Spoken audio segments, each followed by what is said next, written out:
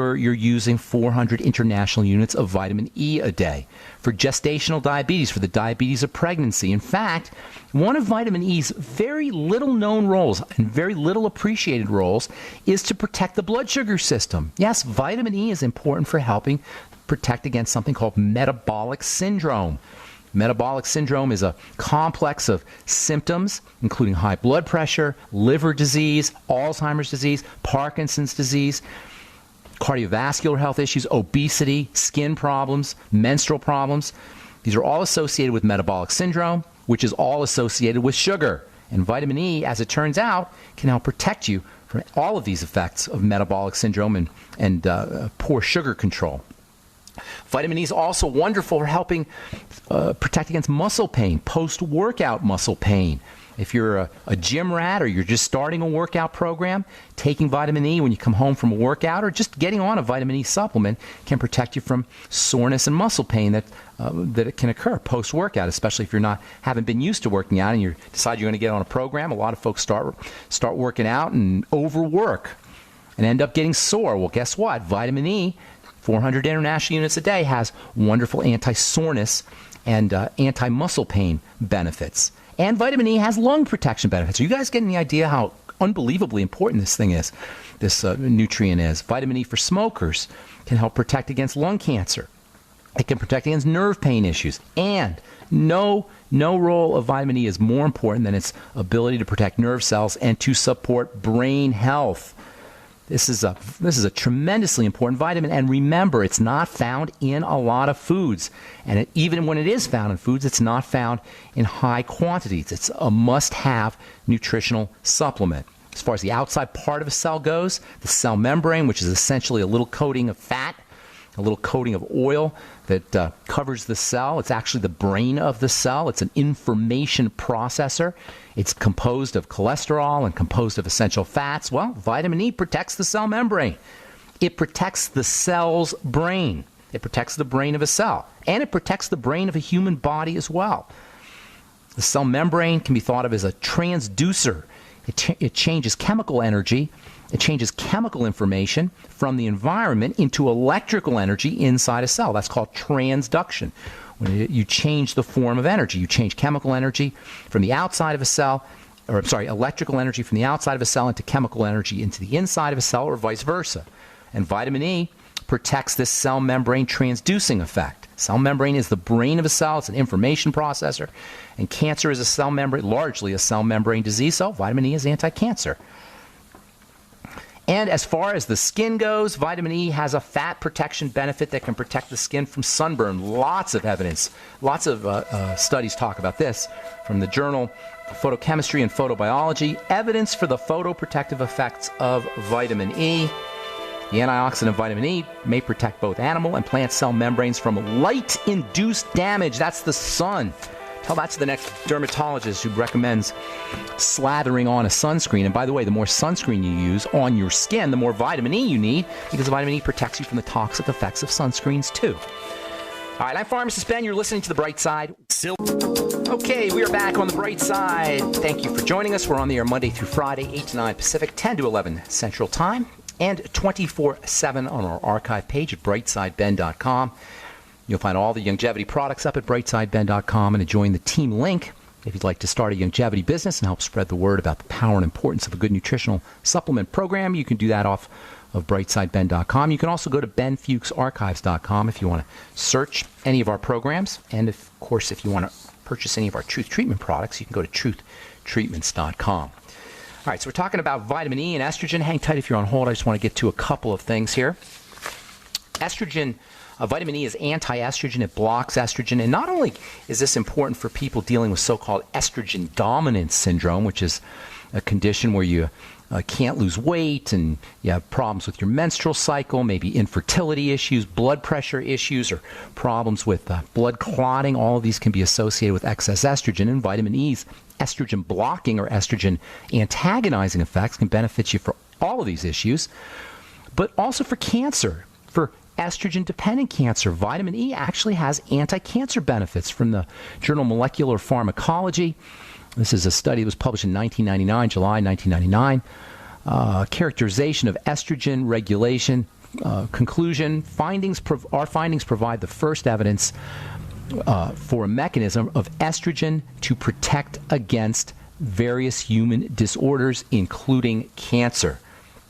Cancer is not just not an oxidation issue and a vitamin E issue, certainly, but using vitamin E can be protective. From the journal Nutrients, November 2011, we recommend that vitamin E can be used as a promising agent for breast cancer prevention and warrants further investigation. Interestingly, this particular article talks about gamma tocopherol, not alpha tocopherol, not the most popular kind of vitamin E, but the kind of vitamin E that's associated, or that's hard to find, that you only find in the so-called mixed tocopherol form. And you gotta find that at a health food store. That's a little bit more difficult to find than plain old alpha tocopherol. As far as the skin goes, and the eyes for that matter, vitamin E is protective against the skin, protective from solar damage to the skin and the eyes. That means if you're dealing with macular degeneration, you'll find vitamin E in most eye vitamins for that reason.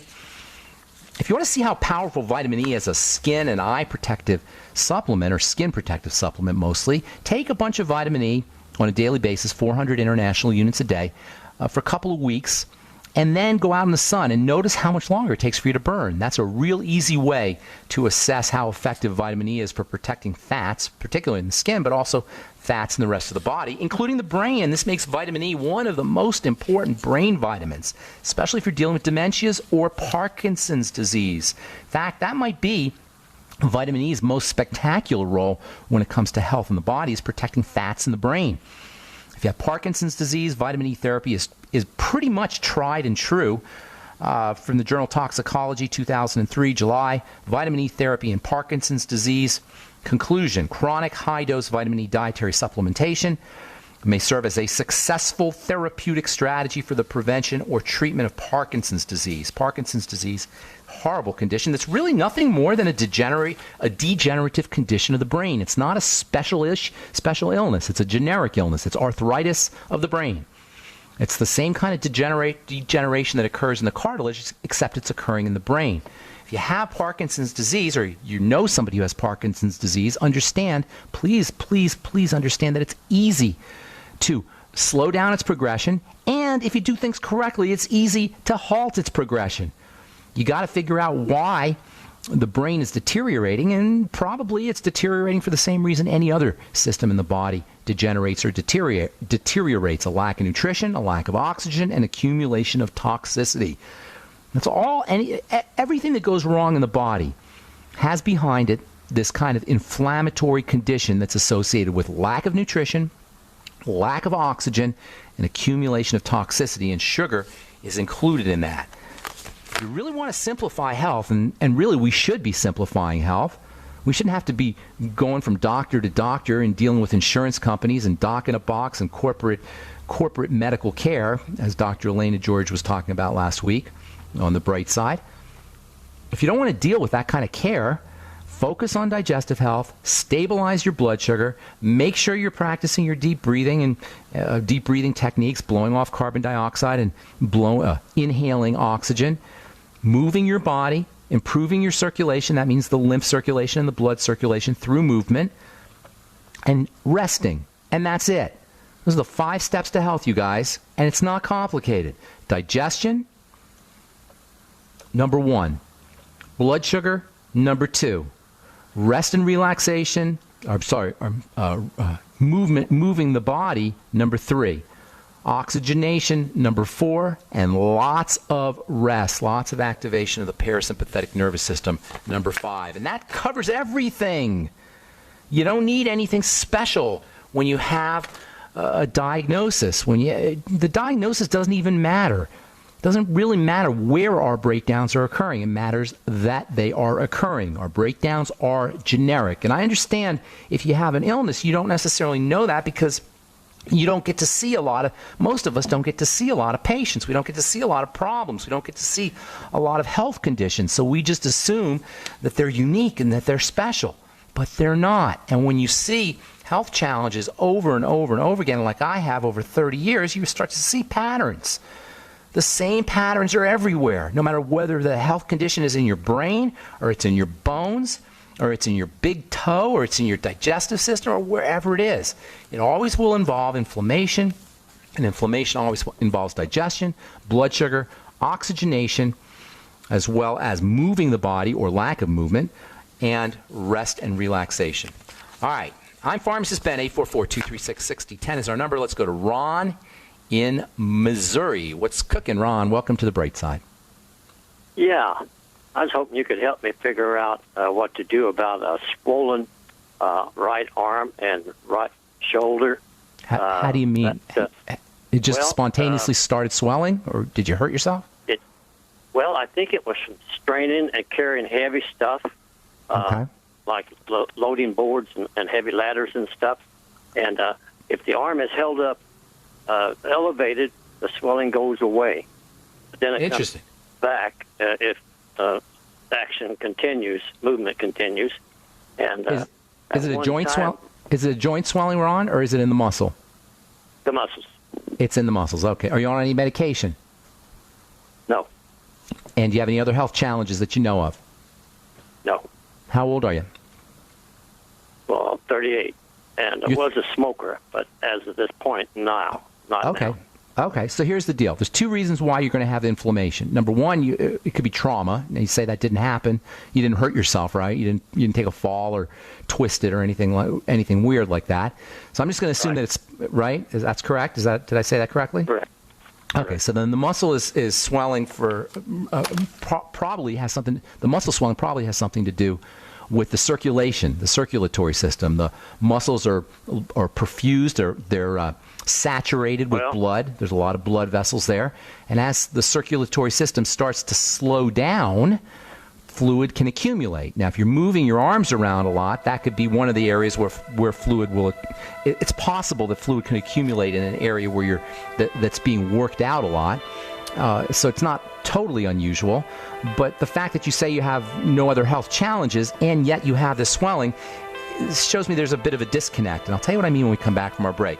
It's very important to recognize nobody just has one health challenge. Assuming that it's not a traumatic or a mechanical injury, nobody just has one health issue. We'll talk about that when we come back from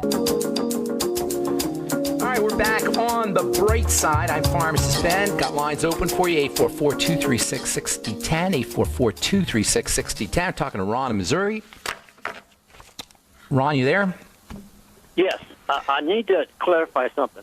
There was a 5-day hospital stay where that they supposedly discovered a blood clot in the lung and went to blood center, but that doesn't seem to bring the swelling down. Just no. That's not. You're missing the arm brings it down only. You're missing the point, my friend. Okay. Before I went to this is the major point, and it's a really, really major point when you're dealing with a health challenge. Nobody just has one. If it's a chronic disease. Now, if you fall and hurt yourself, I'm not talking about that. But in terms of a chronic long-term problem that doesn't seem to be associated with any one particular incidence, nobody has just one. And you got to find all of the dots and then connect them. You got to collect the dots and then connect the dots. Otherwise, you're stuck going from one specialist to another. Now, in the case of your shoulder issue, I was telling you about a circulatory problem, right? The blood, before we went to break, there's circulation in the muscle, and it sounds like the fluid isn't moving correctly. Well, lo and behold, you got a history of blood clots. Hello? What does that tell you? It tells you your blood circulation. The blood clot's supposedly in the lung. It doesn't matter. It means the blood is not moving as it should. Blood clots when it slows down. This is really important, you guys, not just for Ron. Blood clotting is a major, major health crisis in this country.